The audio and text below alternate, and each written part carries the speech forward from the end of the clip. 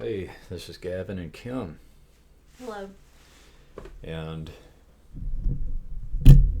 this is a conversation about disease and what we can do about disease. And so we sat by the fireplace this morning and saw a short video from Chris Wark over at Chris Beat Cancer, and he was talking about the idea that sugar causes cancer is a half truth.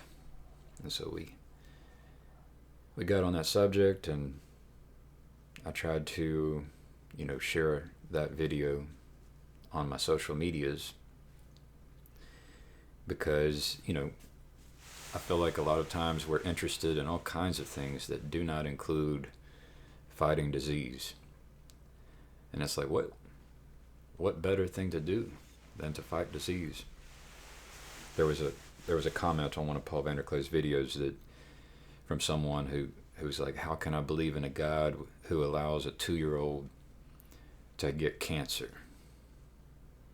And so this is on my mind because Kim knows I've been interested in this in the past, with Rick Simpson oil and cannabis, and Kim's been following Chris Wark over at Chris Big Cancer, and then many of the people he talks to, she gives a lot of attention to that topic of fighting disease, and she's been giving a lot of attention to that topic. For how long have you been paying attention to Chris Wark? 2016, 2015. I'm not sure. For a while. And you've been doing that while I've basically been ignoring the whole subject. Well, it started out as a way to get clean water. So the Berkey water filter, that's where it really started. Like, we need to be drinking clean water. And then, of course, the whole food, plant-based diet, and how that type of lifestyle, along with faith and exercise, clean water, whole, real food, meditation, all these things seem to go into people's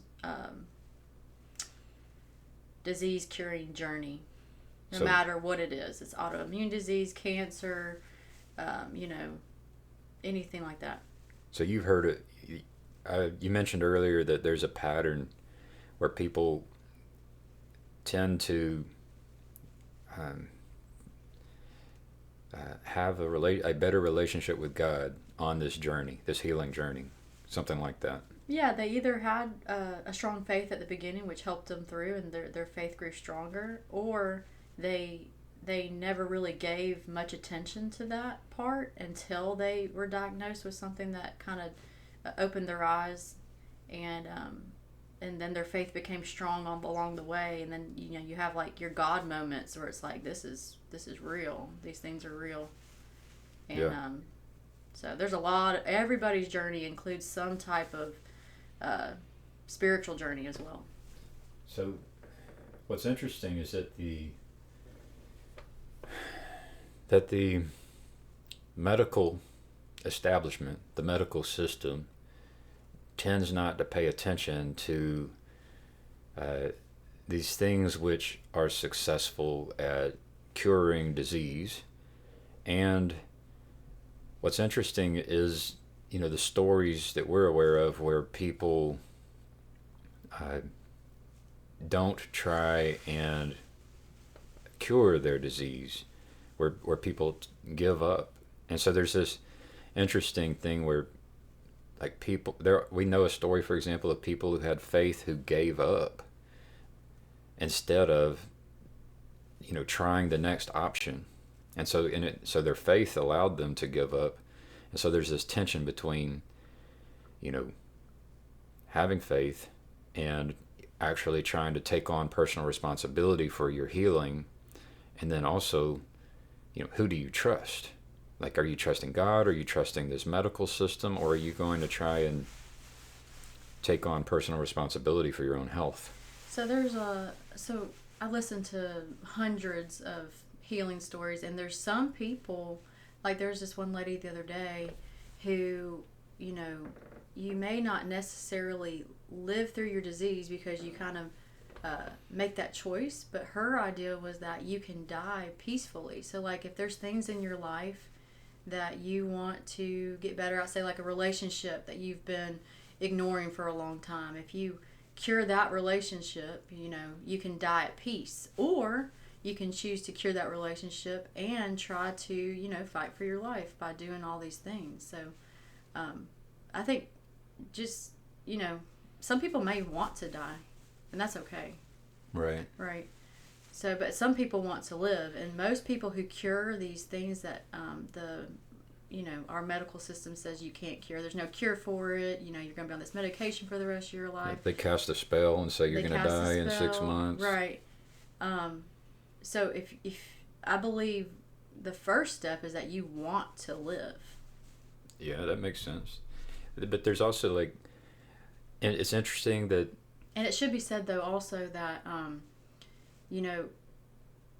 the medical doctors aren't not necessarily bad. Like the idea that we have this luxury of going to like the emergency room in emergency situations is great. Like that modern medicine for the emergency situation is wonderful. Broken bones and bleeding. Broken bones, beatings, heart, trauma. Trauma, those things. That's wonderful. But when it's like a disease, like an autoimmune disease or cancer or these things that we don't, it's not like you're going to fix a broken bone. It's like these really complicated diseases. That's where you kind of have to take it into your own hands and change your lifestyle. It's a lifestyle change. Well, even like heart disease and obesity and... Preventative, though. That's all preventative with I think whole food, plant-based diet. Heart disease is like the leading cause of death? Or obesity? I think heart disease and then cancer is number 2. Right, and these are things where if we had discipline... if we all had discipline, we wouldn't... Yeah, discipline and the right information, then these things, we could just kind of kick their butt. Right, and then But we don't all have discipline either. You don't want to blame doctors, because I feel like, a lot of these people who have gone to these doctors and they haven't been helped by them, it's like these doctors have a high suicide rate because of all the stress that they have in their practice. Like they have way too many patients. They can't spend enough time with one patient, so they just kind of like check the boxes and move them through, like they're cattle in a... Yeah, it's an assembly line. It's assembly line. It's like, I just listened to this other guy the other day who spends... He's known as the dancing doctor, the singing doctor or whatever, but he's all about putting his hand on his patient's shoulders and looking them in the eyes, spending all the time, even if he's known as what doctor? The dancing. He's an oncologist, and he's known as like the dancing or singing doctor. I think it's the singing doctor. He writes personalized songs for each of his patients. And his new book that came out is like Love is the Real Medicine. What's his name? Dr. William Robinson and Dr. Elvis Franklin. No. I would have to look for it. Anyway. Okay. Anyway, he's all about spending that personal time with each of his patients, and it's what patients deserve, really, but it's just a different type of practice. You may not be able to see hundreds and hundreds of patients. Right. Well, that's the point I wanted to get at, was there's this in the Bible. There's something called Mammon. And so Mammon seems to be at play here. So Mammon is, you could think of it as the worship of money. And so if you're trying to see as many patients as you can to pay for your Lamborghini and your mansion, that's one approach. And so there's something to the spirit of the healer and the right spirit compared with, in contrast with, the spirit of Mammon, which is trying to get the Lamborghini and the mansion. And it also goes to like their education. So like the education system for medical doctors is not the best. Like they're taught these certain things, and You know, a lot of these people that I listen to, because I'm no expert, but a lot of these people I listen to who were doctors that went through the system, they said they never had a class in nutrition. Right. Like, kind of blows their mind after they get out of medical school. They're like, you know, they figure out nutrition is pretty important. The reason for that is also the spirit of Mammon, and you'll end up with, you know, a president of a college and a board who are trying to, for example, they could be trying to increase the revenue of the education system, right? Mm-hmm. So you've got, are you a healer, or are you trying to get wealth? That's the doctor. Or if you're in education, are you a teacher, or are you trying to get wealth? And so you have these conflicting spirits which can multiply. They're multiplying spirits to exacerbate the problem. And then you have this marketing space as well, where like a pharmaceutical company that can get you to buy their pill for decades has no interest in you growing food and growing your own medicine, because food is medicine. Good food is medicine. Good food is good medicine. Especially with these diseases, right? We're not talking about you needing stitches and needing needing a cast to protect your bones, to allow your bones to heal. So this doctor is Dr. Steven Eisenberg, and he's the one that is known as the singing doctor. Yep, the singing oncologist. The singing oncologist, Dr. Steven Eisenberg. Do you know what oncologist means? It's a cancer doctor. Cancer doctor. But yeah, I wanted to point out the spirit of Mammon, which can exist in all of us. And even the person who doesn't, I guess I don't want to go there, but I want to go to the place where some people have more discipline than others, and there's this idea of a retreat. There's an idea of a retreat where, and this makes sense, like the retreat or the pattern is that it's the place people go to receive help because they lack discipline. And it's a place for the average person. You go to a place where you can be served, an environment in which you can have good food and good lifestyle. And so that makes sense. To me, that makes sense. It needs to be integrated into our systems, our medical systems. There's a lot of, and our insurance. Like I wanted to mention insurance. Right. I don't know if insurance covers those types of things, but and that's a problem. But you know, Chris says that his quote is that healing happens at home. So like, yeah, you can go to these retreats, and it's a good jump start into your healing journey. But you're gonna go back home. You're not gonna spend the rest of your life at a retreat. So you gotta learn how to live that type of lifestyle at home, you know? Well, I think there's some people who can't. And so I think you could end up with a place where people go and live the rest of their life, or as long as needed. Right? There's no reason why it has to be a retreat that lasts 2 weeks. It could be a retreat that lasts 2 years or 20 years. Depending on your capacity for discipline. Mm-hmm. And this would just be available. There's a lot of places you can go and do retreats. Well, I'm thinking cities as well. Like cities designed for healing. There's this, I can't even remember, but there's this one lady who lived in a situation like that, where she lived with other people who agreed with like the certain type of eating and exercising and that kind of thing. And I can't even remember. But I think those types of communities exist. Yeah, that's interesting to me, is creating a environment which is conducive for healthy living for all kinds of people with different amounts of discipline. And really that's at the heart of, the education system and the medical system. Wouldn't it be great if that's just like, it's kind of like you go to the grocery store and you buy organic food in order to buy just whole good food, right? Or you go to the grocery store and you have no choice but healthy food. No, Or even the food that's prepared is healthy. No, my point is that you go to the grocery store and you have an option to buy two different types of food, inorganic and organic. But shouldn't you be able to just go to the grocery store and buy whole, good, organic food? Just like, it's like, why do you have to go to a retreat to live a whole, healthy life? Can't that just be like, everybody's living a whole healthy life? Like, shouldn't that be the way it is? But you could have a city where you... Do you understand my point, though?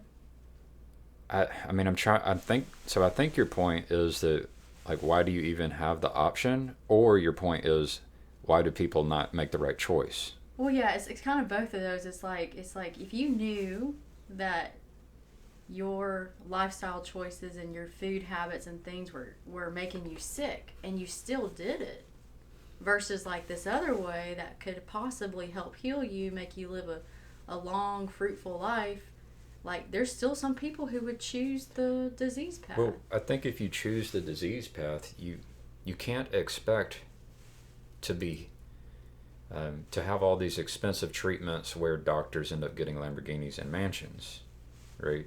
And pharmaceutical companies end up having Lamborghinis and mansions. Like, I think you can have a city or a nation that says, hey, if you make these choices, then don't expect to get into the front of the line, right? There's a cost, and you're making everyone else pay for your bad choices. Yeah. But I don't even like that. I'd rather just have a city or a nation where you get to choose. I don't even think I think there's some people who should not even be given the choice. Like, we have children, and like, I don't have the loaded gun laid out for our children to play with. We have created an environment based on their capacity. Well, I guess as parents, it's our responsibility to invite our kids in to cook, show them what healthy is. Don't just like completely take them away from like the world's sugary treats and things like that, but make them understand that, like, you know, these things cause this in your body. You know what I mean? Like, they don't understand. Well, I don't know. I mean, it starts at home though. Like, you know, if you cook healthy meals and that's what they eat, then maybe their body's going to crave those healthy meals. I mean, and going into the future, you know. I still struggle with having. But then there might be that. Well, then there might be that child who you take away all the sugary treats and then they go off, you know, by themselves, and that's all they eat. You know what I mean? So what is there? What is that? I mean, I think if that's the world you're in, then you have to have real world consequences. Right? You will, and then they might go down. Well, no, I mean, things like our insurance system and our pharmaceutical system, like, we don't have real world consequence in which you pay for your mistakes. Well, disease is real world consequence. The thing is we end up investing time and energy into paying for people making bad choices. Yeah, I think sometimes it's like a mental health issue too. People make these bad choices. I mean, we've made bad choices, and I don't know who you're talking about. I never made a bad choice.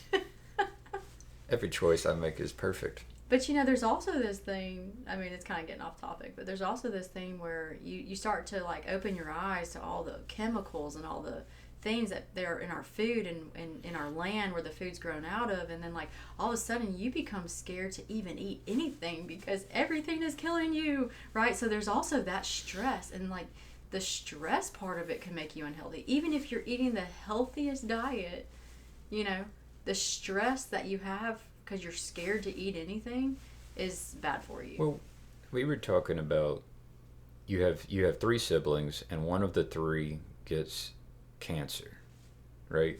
They had very similar upbringing, but yet to this point, it's like maybe there was a little more stress, or maybe there was a genetic predisposition. I guess my point is that we're all different, and we can't assume, just because you can make a good choice doesn't mean everyone can make a good choice. And it might be very naive for us to assume that everybody should be able to make good choices. Right. So one thing they talk about in this community, good decisions, in this community that I'm a part of, is that like they know just because they're exercising and eating a good diet and things like that, these people who have had these diseases are like, it could come back, right, even if I'm doing all these things, because there's so many different elements to this disease. It may not even been your diet. It may have been your environment, or it may have been like the people you're interacting anything with, you're exposed to, or anything like that. But they are confident and they have peace knowing that if they were to develop another disease, they know how to fight it over like getting all the nutrition in your body. I think Chris talks. What does he say? He says it's like they realize the body is amazing. Right. Right. It's the miraculous. body made the disease, so then it can cure the disease. And the body is. That's what doctors don't tell you. Most people who have these diseases that seem incurable, the doctors say, sorry, you have this disease, it's your genetics, and you'll have it for the rest of your life. Take this pill.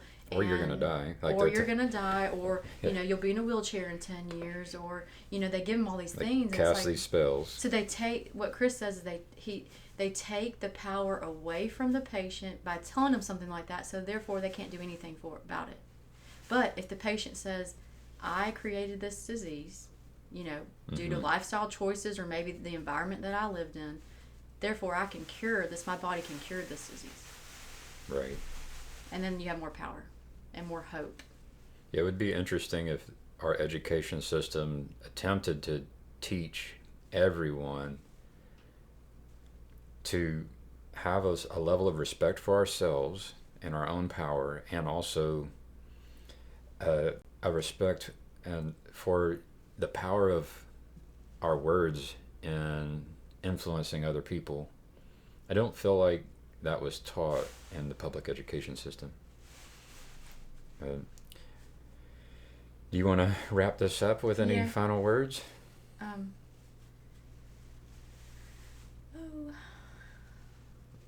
Maybe I can say. I'll say a few final words, and you can add to that.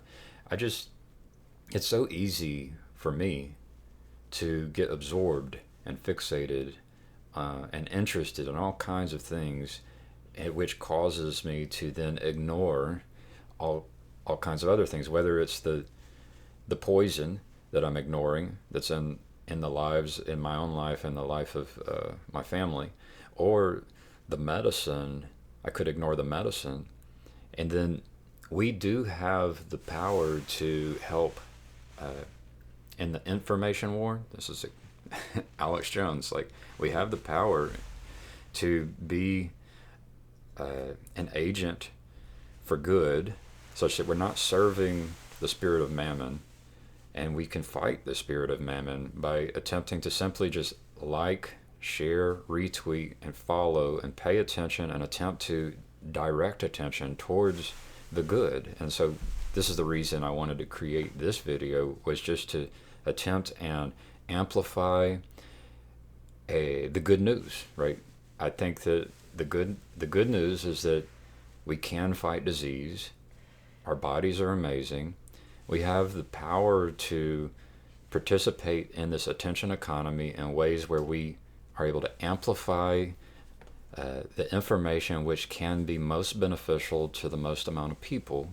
And we will need to fight against those who are possessed by the spirit of Mammon, who are simply wanting more mansions, yachts, Lamborghinis, and even the spirit of those who haven't been introduced to the knowledge yet, who are burned out, tired. It's not necessarily that these people are seeking this wealth and this destruction. I don't necessarily think that people are bad. I think that just they're in. People are bad, but people are good too. People are good and bad. Yeah, there's more education that can happen, and there's more learning and understanding, and I think it's going in a good way. Well, I think that we have the capacity to help and participate. And that's what I'm trying to do with the video, and encouraging the listeners is, try paying a little bit of attention to Chris beat cancer. Try amplifying those signals, such that people can heal, people can learn, and we can improve life for many people. Yeah, so my last words is that I always question, like, why am I on social media? Honestly, I don't go on my personal pages very much, but I created a cooking page.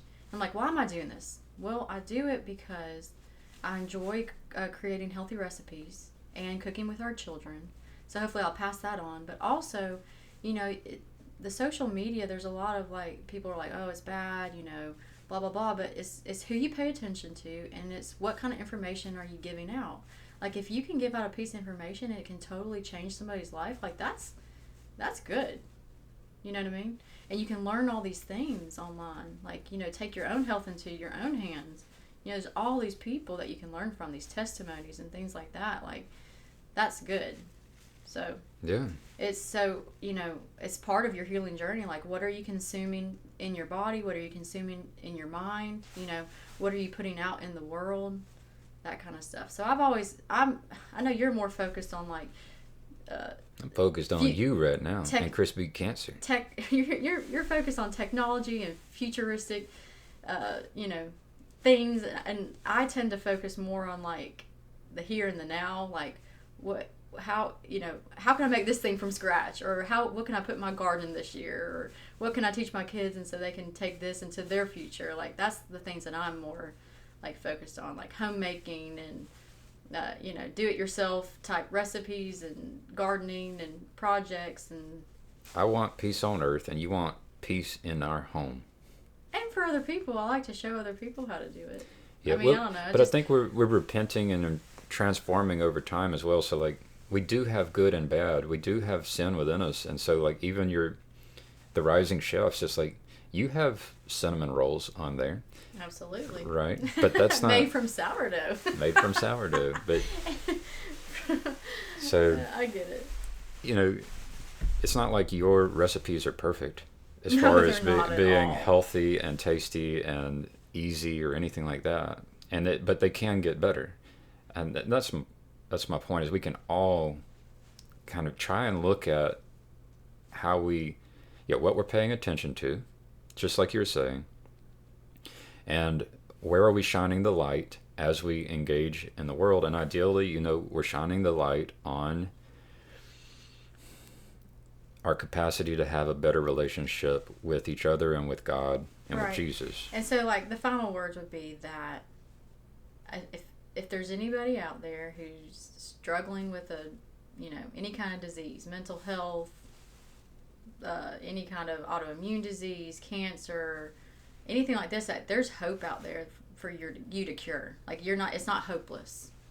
Like, there's hope for people to cure themselves.